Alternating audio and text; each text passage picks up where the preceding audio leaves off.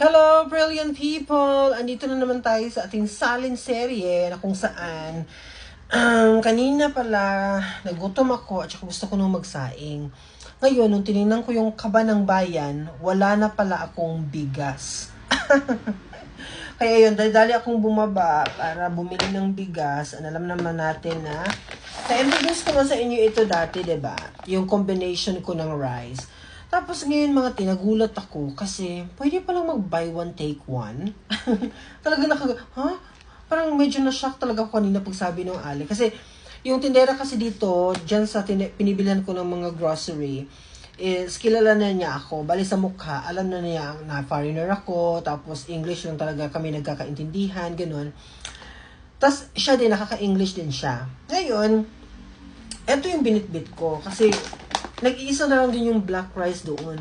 Yung isa is purple rice na yung nakalagay. So, pagbigay ko na sa counter, together nung isa, itong white, ito ha.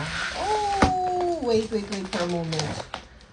Ito, together nito, itong dalawa, sabi ni ate, this is buy one, take one. Ha? Nagulat ako. Buy one, take one? Pwede pa naman buy one, take one ng rice. Kaya lang, isa na lang yung black rice. So, yung combination natin today, tonight sa ating, halo serye, ito siya, purple yung isa, mga dear. Purple, at saka yung ito, black rice. Ayan.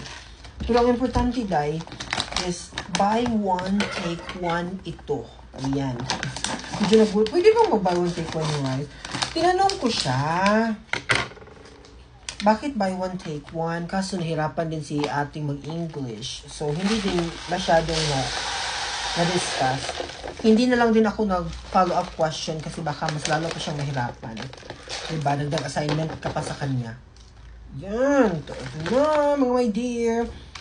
At ito yung pangalawa. Ayan. So, kumbaga, hindi ko na to binayaran. Ayan. Para mahirap itong gunting minday. I need a cutter for this. Okay? So, yan lang po yung update ko sa inyo. So, nakasave tayo ngayon.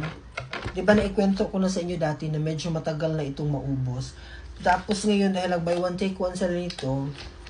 So, in short, siguro pang 1 month ko na ito. Depende. Siguro 1 month ko na ito bago maubos. Ayan. Yun lang po ang gusto kong i-share. Bye-bye!